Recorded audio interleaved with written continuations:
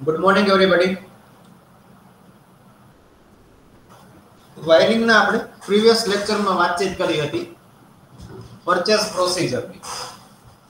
અલગ અલગ purchase procedure આપણે જોઈ હતી. પછી આપણે અલગ અલગ પ્રકારના કોન્ટ્રાક્ટ જોયા હતા. તો એમાં જે પરચેસ પ્રોસિજરમાં એક ટેન્ડર બેઝડ પરચેસ પ્રોસિજર હતી.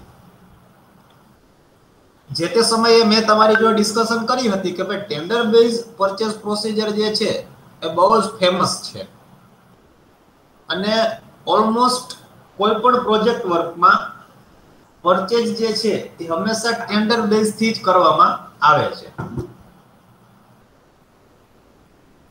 ટેન્ડર બેઝ થી જ આપણે પરચેસ કરતા હોઈએ છીએ. તો આટલું ઇમ્પોર્ટન્સ છે આ ટેન્ડર બેઝ પરચેસ પ્રોસિજર. તો આપણે એને થોડીક વધુ હજી ડિટેલમાં સમજવી જોઈએ. તો એના માટે આજનો દિવસ આપણે ટેન્ડર ટોપિક જે છે એનું આપણે ડિસ્કશન કરશું અને એને વધારે ડિટેલમાં ડિસ્કસ કરશું કે ભાઈ ટેન્ડર કેવી રીતે ભરવું, કેવી રીતે આપણું ટેન્ડર પાસ થાય, આપણું ટેન્ડર ફેલ થાય તો એ ફેલ થવાના કારણો કયા કયા છે. આ બધી વસ્તુઓ આપણે ડિટેલમાં આજે ડિસ્કશન કરવાના છીએ. તો સૌથી પહેલા વાત કરીએ કે આપણી પાસે ટોટલ પરચેઝની 3 મેથડ છે. એક ઇન્ક્વાયરી બેઝ છે, એક રેટ કોન્ટ્રાક્ટ બેઝ છે અને બીજું એ ટેન્ડર બેઝ છે. તો ટેન્ડર બેઝડ આટલી બધી ફેમસ કેમ છે? ફેમસ છે એનો મતલબ કે વધારે પડતી ઉપયોગમાં આવે છે. તો એના ફાયદાઓ કયા કયા? તો પહેલું તો ફાયદો એ છે કે by the tender material equipment and machinery are available at competitive price from market. શું કહેવા માંગે છે કે ટેન્ડર બેઝ પરચેસ કરવા પાછળ એક બેનિફિટ આપણને એ મળે કે આપણને એક જ મટીરિયલ અથવા તો એક જ ઇક્વિપમેન્ટના માર્કેટના અલગ અલગ ભાવની તમને સરખામણી કરવાની તક મળે. એટલે તમે લોકો ટેન્ડર બહાર પાડશો એટલે ઘણા બધા લોકો એ ટેન્ડર ભરશે એટલે બધા લોકો પોતપોતાનો ભાવ આપશે તો તમે એનો ભાવની સરખામણી કરી શકશો. પછી the delivery of material is obtained as per predetermined time. શું કહે છે કે તમે જે મટીરિયલનો કે મશીનનો જે ઓર્ડર આપ્યો છે એ ઓર્ડર ટાઈમ ટુ ટાઈમ તમને ડિલિવરી મળી જાય છે. જે તમે નક્કી કરેલો ટાઈમ છે એ ટાઈમમાં જ તમને તમારા માલની ડિલિવરી મળી જાય, જેથી કરીને તમારું કામ જે છે એ અટકતું નથી. તો production cost can be maintain at low level. આના કારણે શું થાય કે ટાઈમ ટુ ટાઈમ તમને માલ મળી રહે, માર્કેટમાંથી સસ્તામાં સસ્તો માલ મળે એટલે તમારું કામ અટકે નહીં. એટલે શું થાય કે તમારું કામ જે થાય છે એ કામનું પ્રોડક્શન કોસ્ટ જે છે એ ઘટી જાય. ત્યારબાદ good quality material can be obtain at reasonable price. આપણે વાત કરીએ એવી રીતે કે તમને એક જ મટીરિયલ માટે અલગ અલગ 4-5 લોકોએ ટેન્ડર ભર્યા હોય તો તમને પ્રાઇસની કમ્પેરિઝન કરી અને ઓછામાં ઓછી કોસ્ટમાં સારામાં સારું મટીરિયલ તમે પરચેઝ કરી શકો. અને આવું બધું થાય એટલે રિઝલ્ટ શું આવે કે તમારું કેપિટલ કોસ્ટમાં સેવિંગ થાય. ત્યારબાદ if material is order I bulk then we can get wholesale price. હવે ઘણીવાર શું હોય કે આપણે મટીરિયલ જે ઓર્ડર કરતા હોય કે 1-2 ક્વોન્ટિટીમાં ઓર્ડર ના કરતા હોય, વધારે પડતી ક્વોન્ટિટીમાં આપણે ઓર્ડર કરતા હોય. વધારે પડતી ક્વોન્ટિટીમાં આપણે ઓર્ડર કરીએ એટલે શું થાય કે આપણને ભાવ જે છે એ રિટેલ ભાવ ન મળે પણ આપણને હોલસેલ ભાવમાં મળે એટલે આપણને થોડું સસ્તું પડે. તો ટેન્ડરની મદદથી પરચેસ કરવાથી આપણને આટલા બેનિફિટ થાય છે. આમાંથી તમને ઇમ્પોર્ટન્ટ ટોપિક જે લાગતા હોય એ તમે લોકો નોટ ડાઉન કરી લ્યો. 1 મિનિટનો તમને હું ટાઈમ આપું છું. કોઈ ક્વેરી હોય તો તમે મારી જોડે વાતચીત પણ કરી શકો. જેનિસ બારોટને કઈ ક્વેરી હોય એવું લાગે છે, હેન્ડ રાઇઝ કરેલો છે. જેનિસ બારોટ.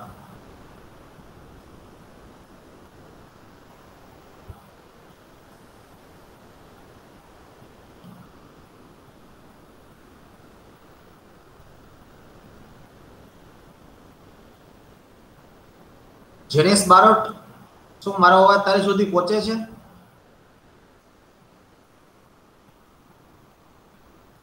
બીજા બધાને મારો અવાજ આવે છે? હા સર. હા સર આવે. હા સર. આ તો જેનિસ બારોટ, તારે કઈ ક્વેરી છે તને? ના સર. ઓકે, તારો હેન્ડ રાઈઝ હતો એટલે. હા સર, એ ભૂલથી થઈ ગયો તો બંધ કરી દીધો. ઓકે ઓકે, તો આ ટોપિક રિલેટેડ કોઈને કઈ ક્વેરી હોય તો મારી જોડે ડિસ્કશન કરી લ્યો, અધરવાઇઝ આપણે નેક્સ્ટ ટોપિકમાં આગળ વધીએ.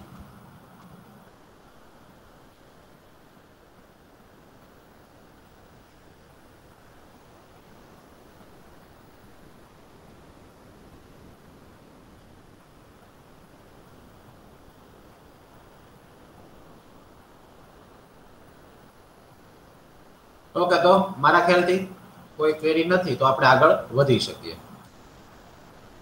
ઓકે, નેક્સ્ટ ટોપિક છે procedure four inviting tender.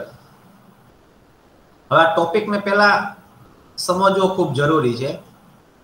Inviting tender એટલે શું? દાખલા તરીકે મારે કોઈ કામ કરાવવું છે, તો એ કામ કરવા માટે જે કોઈ માણસ અથવા તો જે કોઈ કંપની તૈયાર હોય એને મારે ઇન્વિટેશન આપવું પડે. ઇન્વિટેશન મતલબ કે મારે જે કામ કરાવવું છે એ પહેલા એ લોકોને ખબર તો હોવી જોઈએ કે નહીં, કે ભાઈ મારે આ પ્રકારનું કામ કરાવવું છે. પછી જો એ કામ કરવા માટે જે કઈ કંપની કે જે કઈ માણસો પોતાની તૈયારી બતાવશે તો એ મને કોન્ટેક્ટ કરશે. પણ એ કરતા પહેલા મારે એને જાણ કરવું પડે કે મારે આટલું કામ, આ પ્રકારનું કામ એટલા સમયમાં આટલા રૂપિયામાં કરવું છે. તો મારે શું કરવું પડે કે મારે ટેન્ડરને ઇન્વિટેશન આપવું પડે, એટલે એને કહેવાય ઇન્વાઇટિંગ ટેન્ડર. હવે ઇન્વાઇટિંગ ટેન્ડર જે છે એ અલગ અલગ 3 રીતે થાય. આમ જોવા જઈએ તો ટેન્ડરના પ્રકાર છે આ 3. તો પહેલું ટેન્ડર જે છે એ પબ્લિક ટેન્ડર છે, બીજું ટેન્ડર જે છે એ સિલેક્ટિવ ઓર લિમિટેડ ટેન્ડર છે, અને ત્રીજું ટેન્ડર જે છે એ ટેન્ડર બાય નેગોશિએશન. હવે આ ત્રણેય ટેન્ડરમાં ડિફરન્સ શું છે? તો પહેલી વાત કરીએ પબ્લિક ટેન્ડર. પબ્લિક ટેન્ડર મતલબ કે મારે જે કામ કરવું છે એને હું ન્યૂઝપેપરમાં આપી દઉં, એટલે બધા માટે એ ઓપન થઈ ગયું. કોઈ પણ માણસ, કોઈ પણ કંપની એ ટેન્ડરને ભરી શકશે, તો એને કહેવાય પબ્લિક ટેન્ડર. બીજું છે સિલેક્ટિવ ઓર લિમિટેડ ટેન્ડર. એમાં શું થાય કે એમાં હું મારું કામ જે મારે કરાવવું છે એને હું ન્યૂઝપેપરમાં પબ્લિકેશન નહીં કરું. હું શું કરીશ, નક્કી કરેલા 4-5 લોકો અથવા તો નક્કી કરેલી 3-4 કંપનીઓને જ મારું હું ઇન્વિટેશન મોકલીશ, જેથી કરીને બીજા બધા લોકો એ ટેન્ડર ના ભરી શકે. પબ્લિક ટેન્ડરમાં કોઈ પણ વ્યક્તિ ટેન્ડર ભરી શકે, જ્યારે સિલેક્ટિવ અથવા તો લિમિટેડ ટેન્ડર જે છે એમાં માત્ર હું નક્કી કરું છું એટલા લોકોને જ હું ઇન્વિટેશન આપું અને આટલા લોકો જ મારું ટેન્ડર ભરી શકે. ત્રીજું મેથડ છે એ છે ટેન્ડર બાય નેગોશિએશન. નેગોશિએશનનો ગુજરાતી મતલબ શું થાય? ભાવતાલ કરવો. આપણે લોકોએ ઘણીવાર જોયું હોય કે આપણે દાખલા તરીકે મોબાઈલ લેવા જઈએ એટલે દુકાનવાળો એમ કે 10,000 કિંમત છે, પણ તમે એમ કે 10માં નહીં, હું 9.5 તમને આપું. તો લોકો ના 9.5માં તો ન પોસાય, એક કામ કરો 9,900માં આપો. તમે કહો કે ના 9,600માં, તો તમે શું કર્યું? ભાવમાં તમે ભાવતાલ કર્યા. તો એ ભાવતાલ કરવાની જે પદ્ધતિ છે એને શું કહેવાય? નેગોશિએશન કહેવાય. હવે આમાં શું થાય કે દાખલા તરીકે હું ટેન્ડર બહાર પાડું કે મારે આ કામ 50,000માં કરવું છે, તમે ટેન્ડર ભરો, પછી મને મળવા આવવાનું છે 50,000માં તો નથી, 55,000 કરી દો ને, તો અમે કામ કરી દઈએ. પછી હું કહું ના 55 મને ન પોસાય, 52,000માં મને પોસાય એમ છે, તમે કે 52 ની 53 કરી દો, એટલે આપણું બેનું ફિક્સ થાય. તો આમાં શું થાય? ભાવતાલ નક્કી થાય કે ભાવ તમે કરી શકો, એને કહેવાય નેગોશિએશન ટેન્ડર. તો આ ટોટલ 3 પ્રકારના ટેન્ડર છે, અને ત્રણેય પ્રકારના ટેન્ડર જે છે એ અલગ અલગ પ્રકારના લોકોએ ભરવાના હોય છે. જેમ કે પબ્લિક ટેન્ડર જે છે તો એ પબ્લિક માટે છે, કોઈ પણ ભરી શકે. સિલેક્ટિવ ટેન્ડર છે તો સિલેક્ટિવ ટેન્ડર માત્ર હું નક્કી કરું એટલા લોકો જ એ ટેન્ડર ભરી શકે. અને નેગોશિએશન ટેન્ડર છે તો એ ટેન્ડરમાં ભાવતાલ કરવાની છૂટ હોય છે કે તમે ભાવતાલ કરી શકો. તો આ તમારા 3 પ્રકારના ટેન્ડર છે. આમાં મારા ખ્યાલથી કંઈ વિશેષ ડિસ્કશનની રિક્વાયરમેન્ટ નથી, છતાં પણ જો તમને કંઈ ક્વેરી હોય તો મારી જોડે ડિસ્કશન કરી શકો છો. નેક્સ્ટ ટોપિક છે હવે આપણી પ્રોસિજર. કે હવે ટેન્ડર ની પ્રોસિજર શું, તો એના માટે આવે standard to understand tender procedure following format should be understand. ટેન્ડરની જે પ્રોસિજર છે એને તમારે સમજવી હોય તો અમુક એના ફોર્મેટ છે, એ ફોર્મેટ આપણે સમજવા પડે. તો સૌથી પહેલા શું આવે? Inquiry form. પછી શું આવે? Actual tender form. પછી શું આવે? Instruction to be renders. અને છેલ્લે શું આવે? Comparative statement for scrutiny of tender. તો આ ચારે ચાર ફોર્મેટને પહેલા આપણે સમજવા પડે. તો સૌથી પહેલા વાત કરીએ આપણે ઇન્ક્વાયરી ફોર્મની. તો આ પ્રકારનું એક સેમ્પલ આપ્યું છે ઇન્ક્વાયરી ફોર્મનું. હવે ઇન્ક્વાયરી ફોર્મ શું કરીશ? એ મારે કામ કરાવવું છે તો હું બનાવીશ અને આમાં હું લખીશ કે ભાઈ મારે આવા પ્રકારનું કાર્ય કરવાનું છે, આટલા દિવસમાં પૂરું કરવાનું છે, આટલા રૂપિયાનું મારું પ્લાનિંગ છે, આ તારીખે મારે કામ ચાલુ કરવું છે, આ તારીખ સુધીમાં મારે કામ પૂરું કરવાનું છે, મારે જે કાંઈ કામ કરાવવાનું છે એની ડિટેલમાં હું વિગતો એમાં લખીશ અને એવી રીતે એક આખું ફોર્મ બનાવીશ, જે તમને અત્યારે એક સેમ્પલ ફોર્મ તરીકે બતાવ્યું છે. પછી આ ફોર્મ જે છે એને આપણે એકવાર પેલો પેરાગ્રાફ છે વાંચી લે, તમને ક્લિયર થઈ જાય. તો I have to request you to send your quotation for the item mention in the statement enclosed with this letter. The following conditions should be compiled within your quotation and failure to do so will render your quotation liable to be rejected. શું કીધું એને કે ભાઈ અત્યારે હું તમને એક request કરું છું કે તમે મેં જે આ ઇન્ક્વાયરી ફોર્મ જે છે એની જોડે એક મટીરિયલનું લિસ્ટ મોકલેલું છે અને મટીરિયલનું લિસ્ટની સાથે સાથે અહીંયા નીચે મેં અલગ અલગ કન્ડિશનો મૂકી છે. જો આ કન્ડિશનો તમને માન્ય હોય તો મેં જે પાછળ તમને એક મટીરિયલનું લિસ્ટ મોકલેલું છે એ લિસ્ટનો તમે ભાવતાલ મને મોકલો. બરાબર? તો આવા પ્રકારનું એક આપણે ઇન્ક્વાયરીનું ફોર્મ બનાવવાનું આવે. ત્યારબાદ શું કરવાનું આવે? પછી આવશે ટેન્ડરનું ફોર્મ આવશે. ઇન્ક્વાયરી થઈ ગઈ, હવે ટેન્ડરનું ફોર્મ આવશે. તો આ ટેન્ડરનું ફોર્મ છે. આમાં શું કરવાનું હોય કે મેં જે તમને મટીરિયલનું લિસ્ટ બનાવીને મોકલ્યું છે એ મટીરિયલનું લિસ્ટ તમારે આમાં લખવાનું, પછી એની કેટલી ક્વોન્ટિટી છે એ લખવાનું, કેટલા યુનિટ છે એ લખવાના, કેટલી કિંમત તમે લેશો એ કરવાનું, અને આખું જે મટીરિયલ જે છે એનું ટોટલ લિસ્ટ કેટલું થાય, કેટલી પ્રાઇસ થાય છે એ તમારે લઈ લેવાનું. હવે આ જે છે એ ટેન્ડરનું ફોર્મ છે. હવે ટેન્ડરનું ફોર્મ તમને ગમે ત્યાં ન મળે. જે વ્યક્તિ કામ કરાવવાનો છે એની પાસે જ આ ટેન્ડરનું ફોર્મ હશે. ઘણીવાર આ ટેન્ડરનું ફોર્મ જે છે એ પોતે પોતાની વેબસાઇટમાં અપલોડ કરતા હોય. ઘણીવાર શું હોય કે આ ટેન્ડરનું ફોર્મ જે છે તે પોતાની કંપની અથવા તો ઓર્ગેનાઇઝેશનની ઓફિસ હોય ત્યાંથી આ મળતું હોય. હવે આ ટેન્ડર ફોર્મ જે છે એ મફત નથી મળતું, એની કિંમત હોય છે. જો આ ટેન્ડર ફીસની 500 રૂપિયા છે, કોઈકની 1000 રૂપિયા હોય, કોઈકની 100 રૂપિયા હોય, કોઈકની 5000 રૂપિયા હોય, તો એટલા રૂપિયા તમે ભરી અને તમે ટેન્ડર ફોર્મ જે છે એ લઈ શકો. આ ટેન્ડર ફોર્મ લઈ પછી તમારે શું કરવાનું? પછી આખું એક આ ઇન્સ્ટ્રક્શન છે કે તમારે શું શું ધ્યાનમાં રાખવાનું છે. તો સૌથી પહેલા sealed and duplicate tender to be sent. સૌથી પહેલી ધ્યાન શું રાખવાનું કે તમારે સીલ કરેલું ટેન્ડર ફોર્મ ભરી અને મોકલવાનું છે. ત્યારબાદ prescribe tender form duly signed by the inviting party is only to be used. જે ટેન્ડર સ્વીકારવા વાળી પાર્ટી છે એને જે ફોર્મેટમાં ફોર્મ બનાવેલું છે એ જ ફોર્મ તમારે ભરવાનું રહેશે. Rate should be either x go down or x work four destination as given in the tender advertisement. તમે જે ભાવ આપો છો એ ભાવ તમે કેના આપો છો? કે તમારી જગ્યાએ પડ્યા છે મટીરિયલના એના ભાવ આપો છો, કે તમે મટીરિયલને ટ્રાન્સપોર્ટ સહિત તમે મારી ઘરે પહોંચાડી દો છો ત્યાં સુધીના ભાવ આપો છો? એ તમારે પણ એમાં મેન્શન કરવું પડે. Condition regarding the inspection of goods. તમે જે માલ સામાન મોકલો છો તો એ માલ સામાનનું ઇન્સ્પેક્શન જે છે એ તમે કરશો કે અમારે કરવાનું છે. સ્ટોરેજ ઓરિજિનલિટી, કે તમે જ્યાં મોકલો છો તો ત્યાં તમારે સ્ટોરેજની વ્યવસ્થા છે કે નહીં. EMD is to be paid. EMD એટલે અર્નેસ્ટ મની ડિપોઝિટ. તમે જ્યારે આ ટેન્ડરને જમા કરાવવા આવશો ત્યારે નક્કી કરેલી એક કિંમત તમારે પહેલા જમા કરાવવી પડશે. એ કેટલી હોય? તો કે ટોટલ કોસ્ટના 5 થી 10% જેટલી હોય છે. એ રકમને શું કહેવાય? EMD કહેવાય, અર્નેસ્ટ મની ડિપોઝિટ. પછી પ્રાઇસ વેરિએશન ક્લુ કોઝ, એટલે તમારો જે ભાવમાં ફેરફાર થાય છે તેનું કારણ તમારે બતાવવાનું રહેશે. ટાઈમ લિમિટ પણ તમારે મેન્શન કરવી પડશે કે તમે કેટલા દિવસમાં માલની ડિલિવરી કરશો.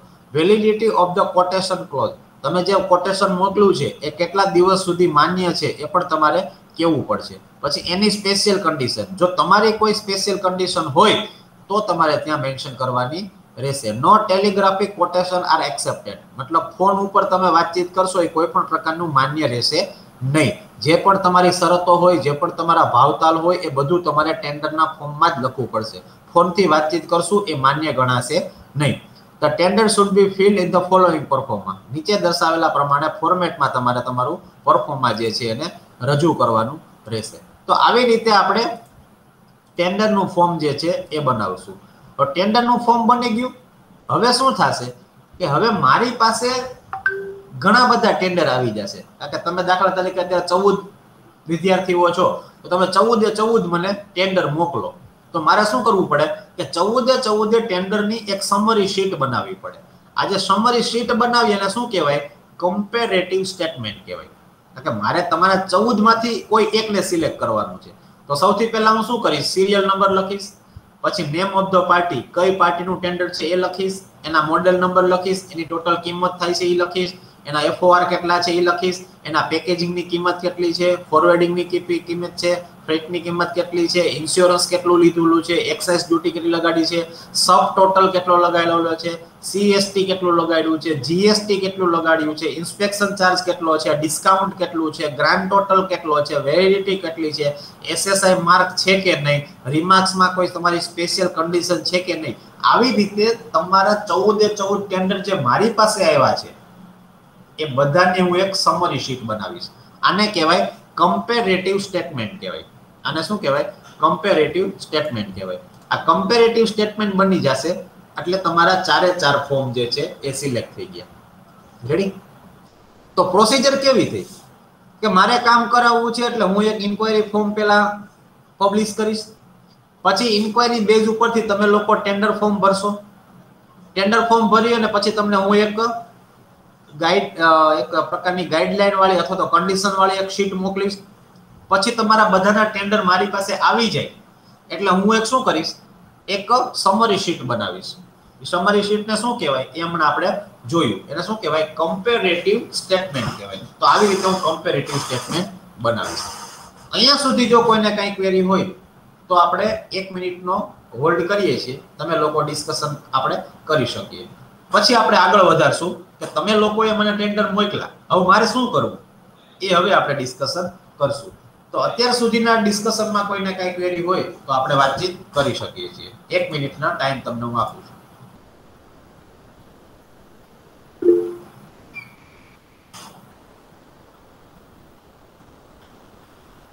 Hello sir.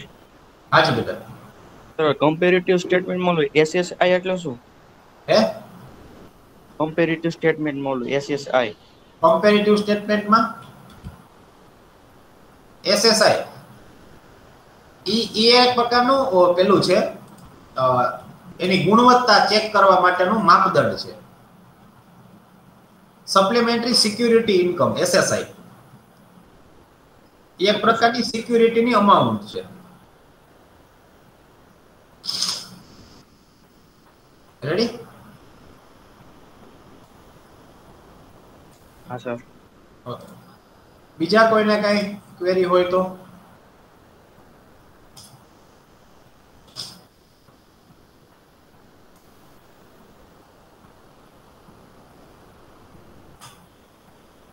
સર આવડા CST નો ફૂલ ફોર્મ શું થાય? હે? આ CST એક પ્રકારનો ટેક્સ છે બેટા.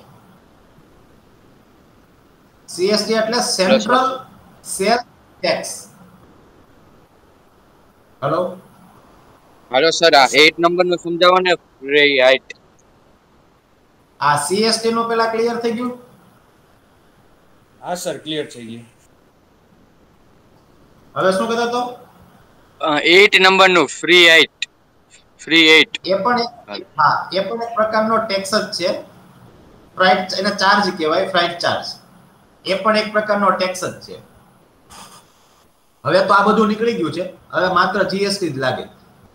સેન્ટ્રલ ગવર્મેન્ટની GST, સ્ટેટ ગવર્મેન્ટની GST આટલું જ લાગે.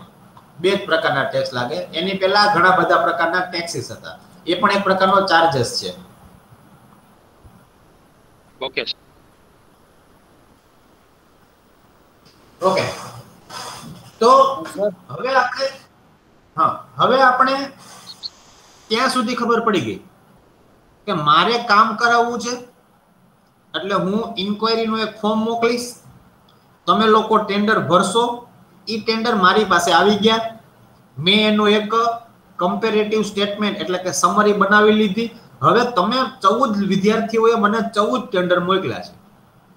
હવે મારે સિલેક્શન કેમ કરવું એના માટેની વાત છે. તો એની આખી એક ટેન્ડરને ખોલવાની પદ્ધતિ છે. તો કે all tender are check with respect to its entry date and time.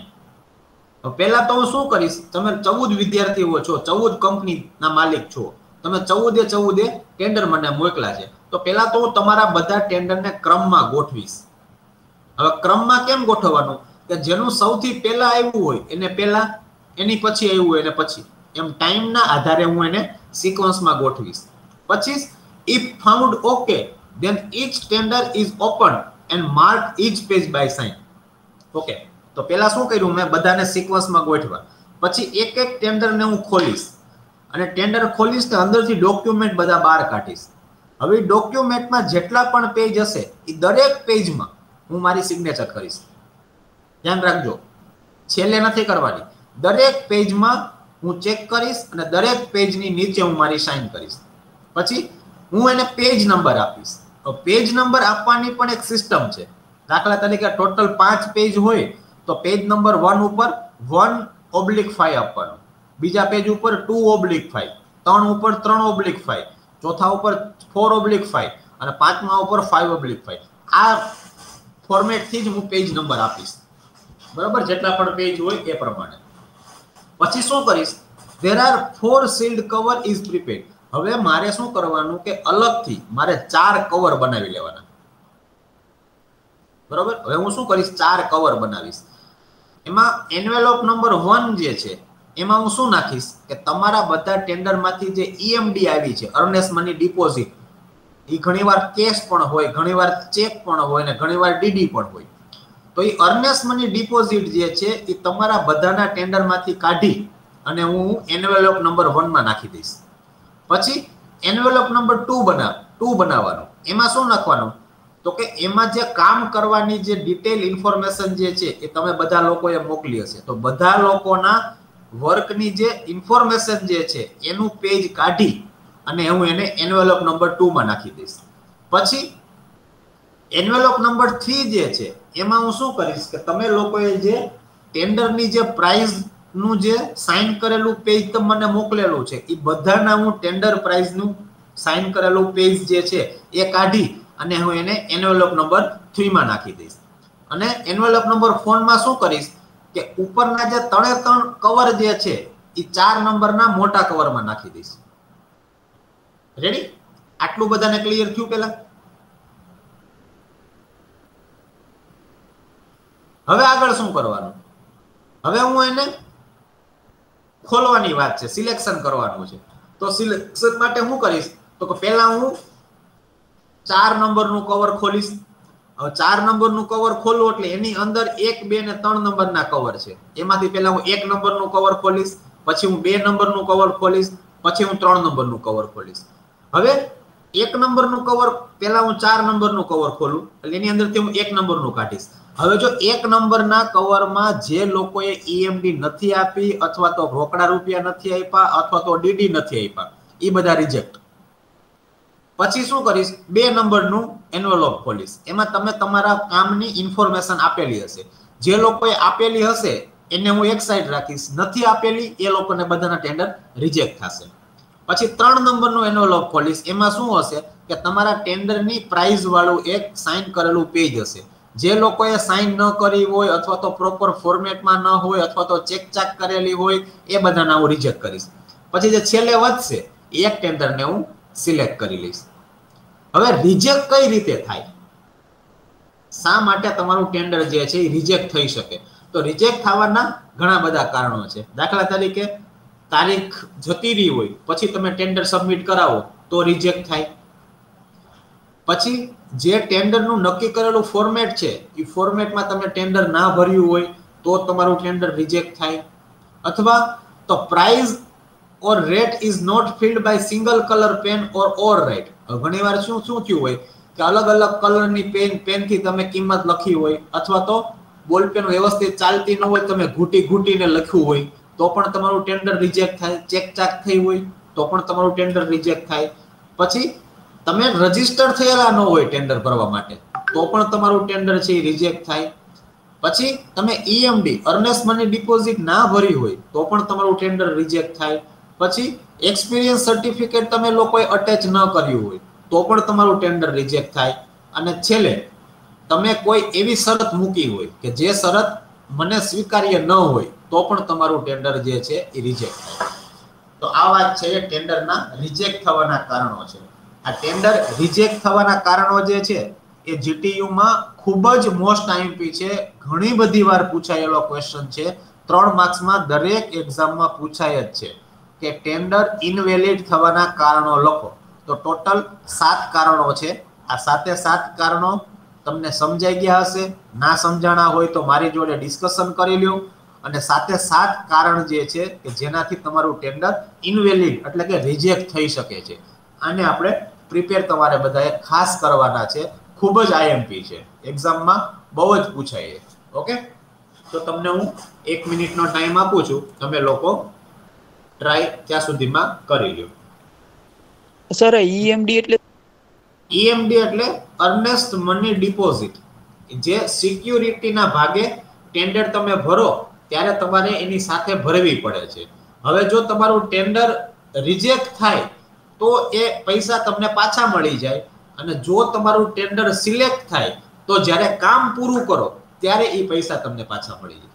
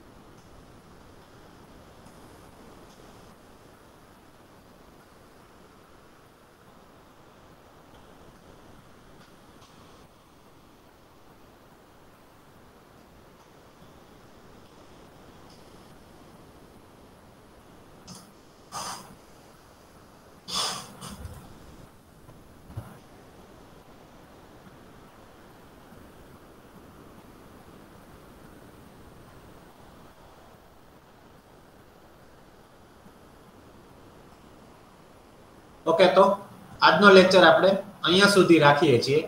Next લેક્ચરમાં આપણે આગળ ડિસ્કશન કરશું. Thank you all.